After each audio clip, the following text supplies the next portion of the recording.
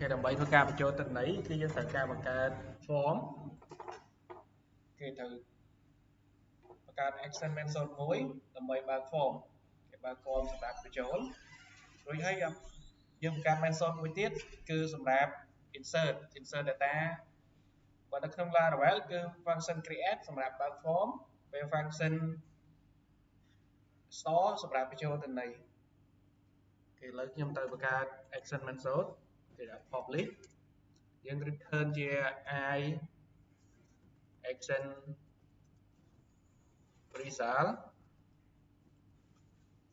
គេខ្ញុំដាក់ឈ្មោះថា create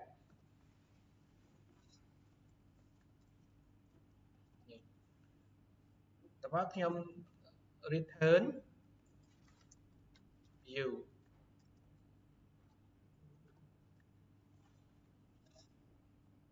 អានេះគឺ action method សម្រាប់ការបើក form ឲ្យគេអាចបង្កើតទិន្នន័យបានហើយមួយទៀតគឺខ្ញុំបង្កើត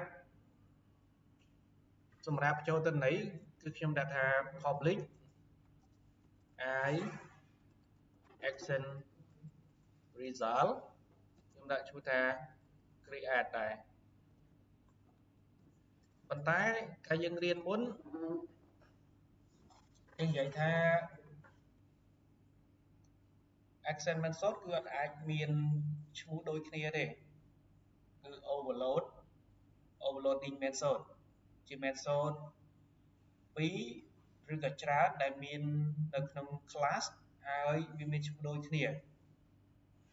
អាចខុសគ្នាត្រង់ចំនួន parameter ឬក៏ return type អាហ្នឹងគឺជា overloading method ដែរខ្ញុំ return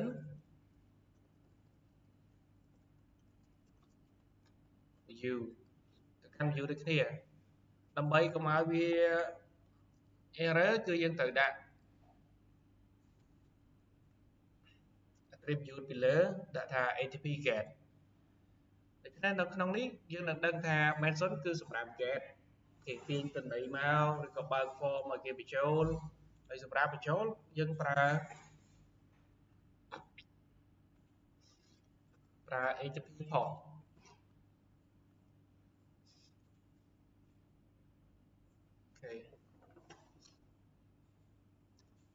នៅក្នុងនេះវាទាមទារឲ្យយើងមាន parameter ត្រូវបញ្ចូលគឺខ្ញុំប្រើប្រាស់ការបញ្ចូលទិន្នន័យយើងមានពីរវិធីយើងចូលមកមេរៀនបន្តិចគឺចំណុចកន្លែងទី3គឺ monoline ជាដំណើរការនៃការគូទិន្នន័យគេដើរបានបញ្ចូលទៅកាន់ server តាមរយៈ APP request APP request នេះគឺមានទាំងអស់9ប៉ុន្តែគេប្រើទៅប្រើតែ5ទេសម្រាប់ការទាញទិន្នន័យមកគឺសម្រាប់បញ្ចូលគេផុតសម្រាប់គឺប្រើសម្រាប់ការតែទិន្នន័យហើយយើងប្រើសម្រាប់ការលុបបាទគេ APP request ជាមួយនឹង parameter នេះគឺនៅក្នុងណាគឺនៅក្នុង action method ដែលខ្ញុំបង្កើតនេះគេនៅក្នុង method នេះ parameter ដែលខ្ញុំដាក់ cursor ឡូតហ្នឹងអានេះគឺសម្រាប់កំណត់ parameter របស់ action method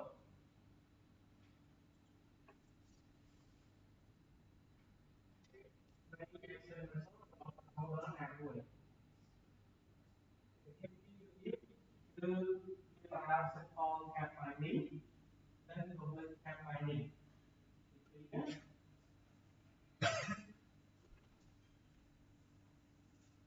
ចាំទៅហ្នឹង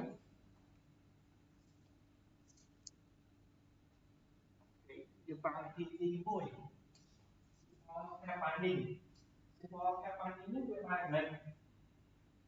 simple cat finding ជាការបានរវាង primitive type string integer boolean ជាមួយនឹង achievement នេះគឺជាប៉ារ៉ាម៉េត្រហ្នឹងឯងដោយសារតែប៉ារ៉ាម៉េត្រនិង achievement វាខុសគ្នាបាទខុសគ្នាត្រង់ថាប៉ារ៉ាម៉េត្រវានៅក្នុង action method achievement នៅពេលយើង call action method ហ្នឹងគឺទៅដល់ achievement មានតម្លៃឲ្យដល់ឲ្យប៉ារ៉ាម៉េត្រហ្នឹងគឺជា achievement achievement នៃ action method របស់ controller ដើម្បីឲ្យការបាយបានជោគជ័យគឺប្រើការ key របស់ user request ទាំងអស់ត្រូវតែមានឈ្មោះដូចគ្នានឹង action method parameter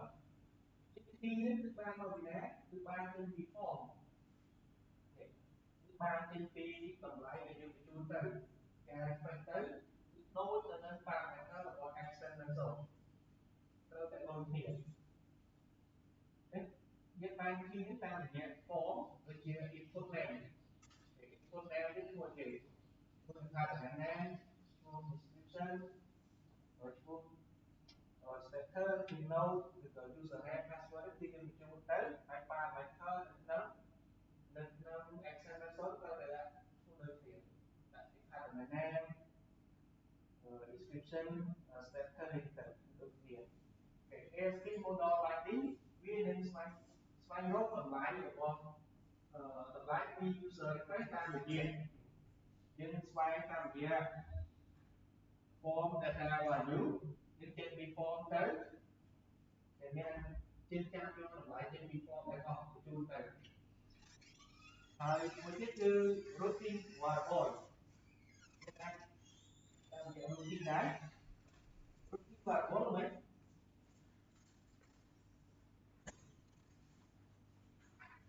គឺតម្លៃ parameter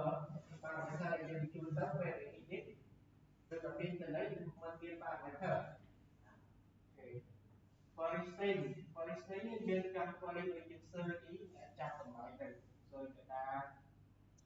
ទៅវាមាន string ដែលជាប់ទៅតាមរយៈ URL ហើយឥឡូវយើងមកអនុវត្តធ្វើជាមួយនឹង form data value អូខេហ្នឹងវិធីទី1វិធីទី2គេប្រើ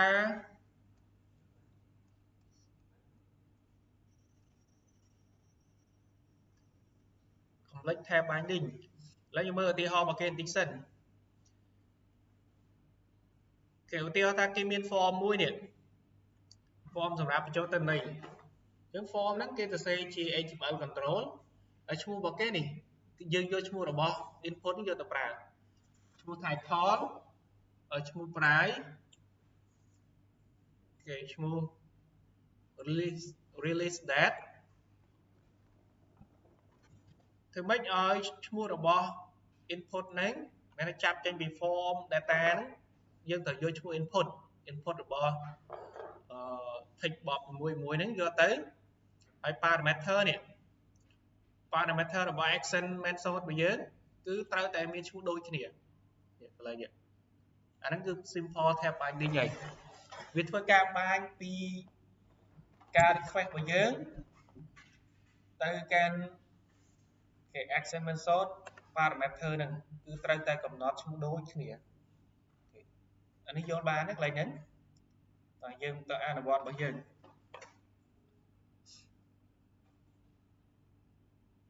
គេអនុវត្តអាហ្នឹងសិនខ្ញុំបង្ហាញវិធីទី2យើងត្រូវបង្កើត form សិនតោះមកស្រាមលើនេះមកគេមកស្រាមលើ action method create របស់ HTTP get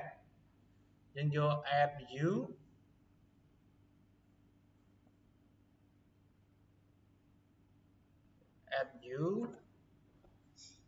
យក empty view ឲ្យយើងសេពីតទេទៅ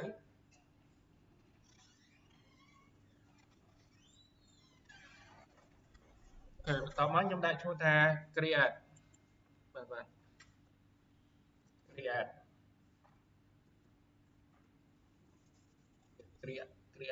add អូខេខ្ញុំបាន view មួយហើយ មកយើងត្រូវសរសេរកូដដើម្បីបង្កើត form របស់យើង form ខ្ញុំសរសេរ add model នេះយើងត្រូវសរសេរ HTML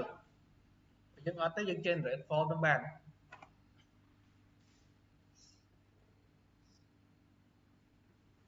គេឈ្មោះ project របស់ខ្ញុំ .model .department គេនេះ title យើងបង្កើតមក form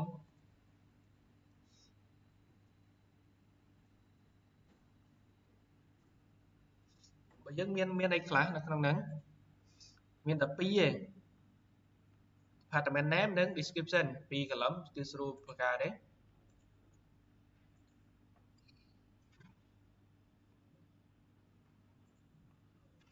គេ input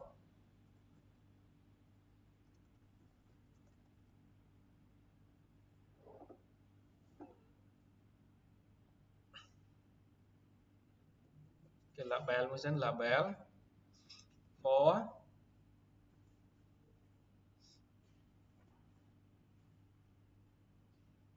គេតែខ្ញុំដាក់ថា department name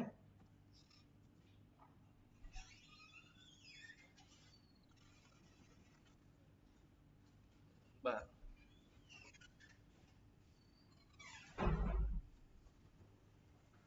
department name មកខ្ញុំបង្កើត input នេះវាតាត់ចេះឲ្យហើយ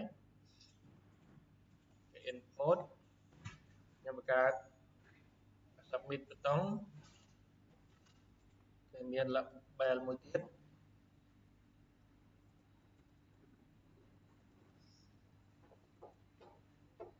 គេចាប់យក style ចាំបាន label ដែរ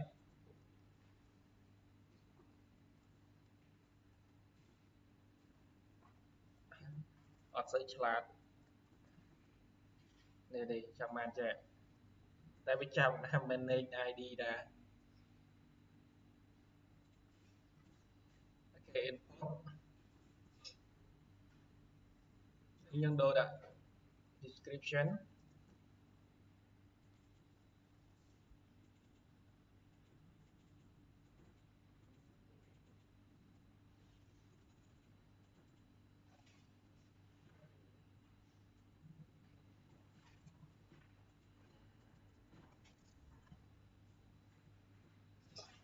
នេះខ្ញុំប្រើវិធីទី1ដើម្បីឲ្យអ្នកមើលសិនហើយខ្ញុំប្រើវិធីទី2វិធីទី1គេហៅ simple tab binding ដែលធ្វើការបាញពី request ទៅគេ user ដែលបាន request ហ្នឹងតាមរយៈដូចជា form គេទៅកាន់ action របស់ controller របស់យើងនិង parameter action method ហ្នឹងឲ្យដូចគ្នាខ្ញុំកំណត់គេកំណត់ name department name ហើយ description នេះហើយយើងត្រូវបង្កើត parameter នៅក្នុង action method ត្រូវដូចគ្នានេះ name របស់ input ទាំងពីរហ្នឹង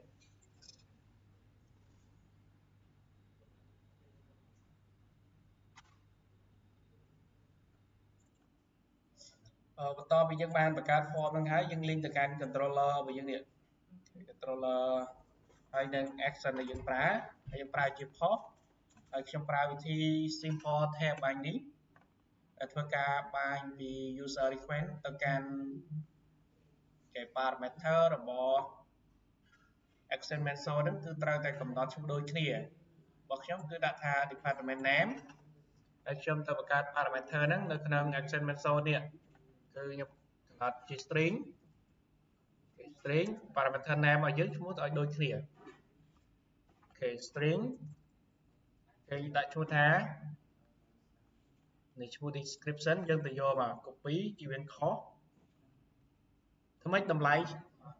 ពីរហ្នឹងទាំង action method parameter ហ្នឹងនិង user request ទៅចេញពី form នេះគឺត្រូវតែឈ្មោះដូចគ្នាអូខេនេះត្រូវហើយលែង error ហើយ យើងចាប់ដើមពីការបញ្ចូលទិន្នន័យ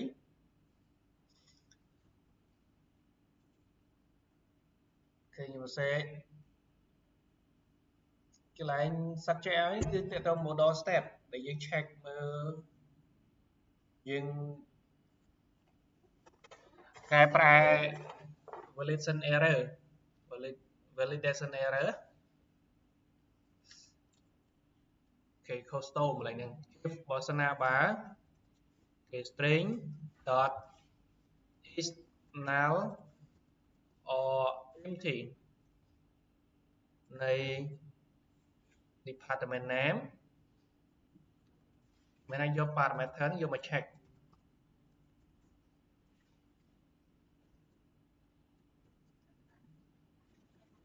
ទៅអត់ដើរយ៉ាង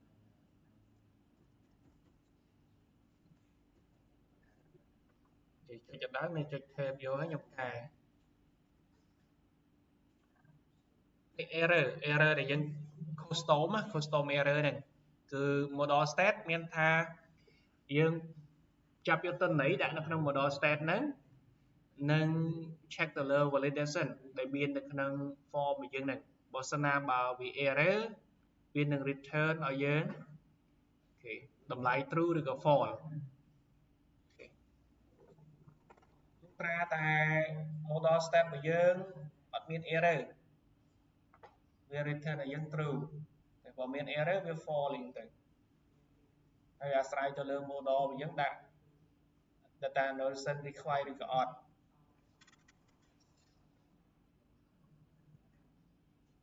យើងដាក់បើសិនណាបើis null or empty ទទេឬក៏តម្លៃ null នៃ input របស់យើងឈ្មោះថា department name ហ្នឹងគឺខ្ញុំឲ្យ modal state ហ្នឹង dot add modal error ដែលកំណត់ error message របស់យើងឈ្មោះនេះ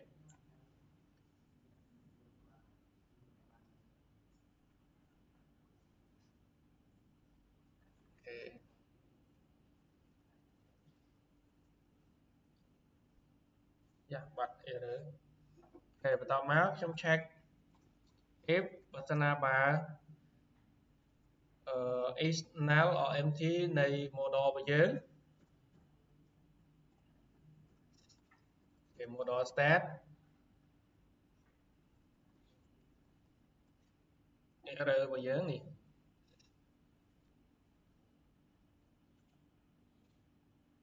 គឺ description nullable យើងដាក់ null ក៏ឲ្យវាមានទិន្នន័យ null ក៏បានបញ្ចូលក៏បានដែរព្រោះខាងលើនេះគឺ department name របស់យើង require យើងដាក់ឲ្យវាត្រូវតែបញ្ចូលណា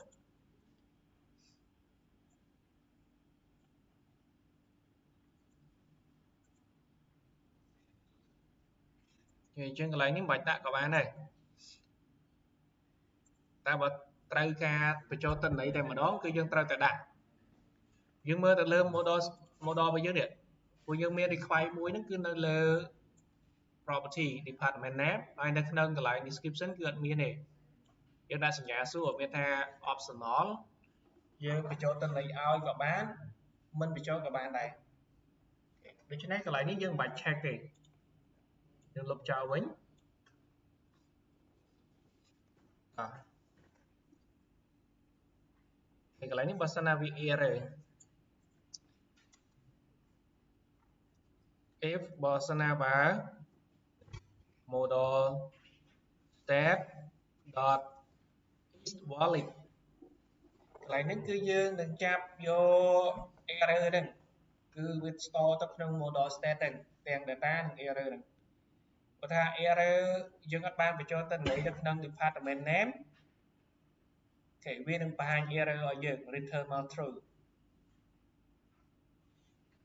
ទីមួយទៀតឧទាហរណ៍ថា email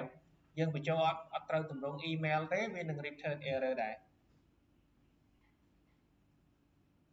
បើសិនណាបើ modal state របស់យើង if valid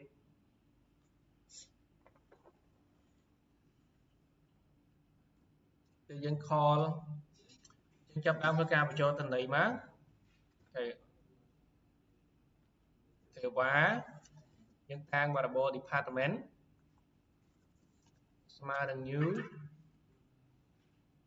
គេយើងដាក់ model ពីមុខក៏បានដែរ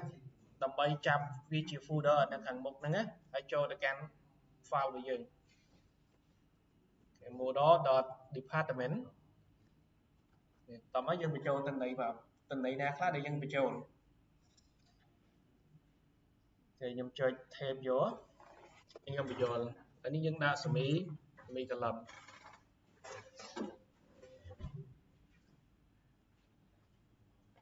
ហើយយើងដាក់មកមួយមកយូរអានេះគឺ model យើងអានេះគឺជា property នៅក្នុង model department នេះគឺ property department name ហើយ description កន្លែងនេះគឺជា value តម្លៃយើងត្រូវបញ្ចូលទៅ department name នេះគឺជា parameter ហើយ parameter នេះគឺជាប្រភេទ primitive tab ដែលយើងប្រើវិធីមួយគឺ simple tab binding ធ្វើការបានពី user request នេះ user request request ពី form ទៅគឺប្រមូលទៅនៃពី form ទៅហ្នឹងបញ្ចូលទៅក្នុងពីក្នុង server នេះគឺវានឹងធ្វើការគ្រប់គ្រងជាមួយនឹងនេះ parameter របស់ action sensor ហ្នឹងត្រូវតែមានឈ្មោះដូចគ្នាយើងដាក់ department name description នឹង form ដែលយើងបញ្ចូលទៅ key ដែលយើងបញ្ចូលទៅនេះនេះគេថា key វាពេលដែលបញ្ចូលទៅគេថាជា key តែនៅក្នុងនេះគឺ input name ឯងដូចគ្នាឈ្មោះដូចគ្នាតមកអត់ទាន់បញ្ចូលតន័យបានទេឡើយហ្នឹងយើងទៅហៅ context class របស់យើង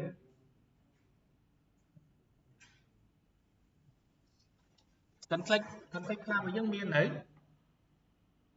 នេះយើងបានបង្កើតដាក់ចូលនៅក្នុង field មួយហើយយើង inject វាចូលនៅក្នុង constructor ដើម្បីប្រើមួយ constructor ហ្នឹងអូខេបន្តមកយើងអ្នកគាត់ហៅ field underscore context dot db property នៅកន្លែងណានៅពេលយើងបង្កើត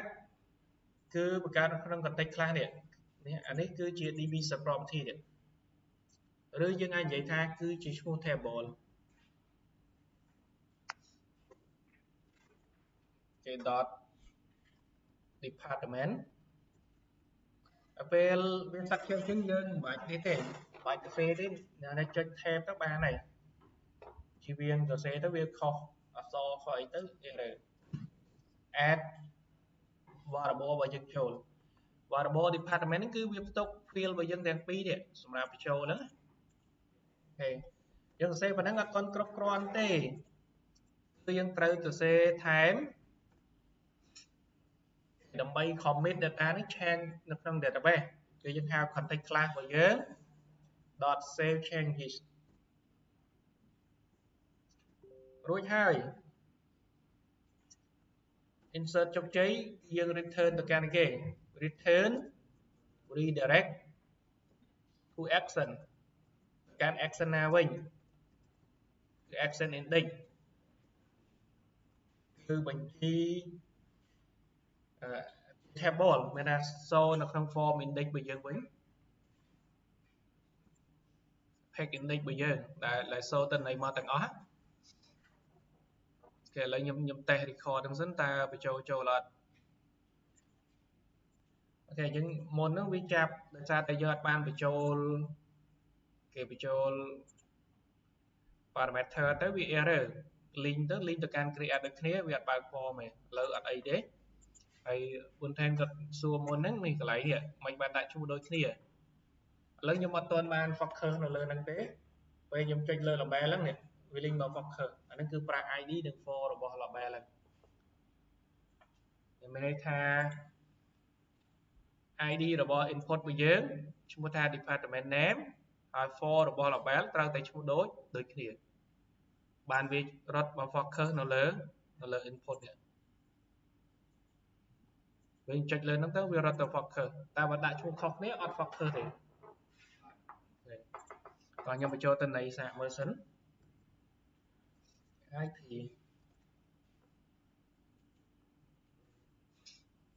ចូលមកចូលលើ redirect មកកាន់ page index នឹងវិញតោះអញ្ចឹងអ្នកអាចធ្វើបាន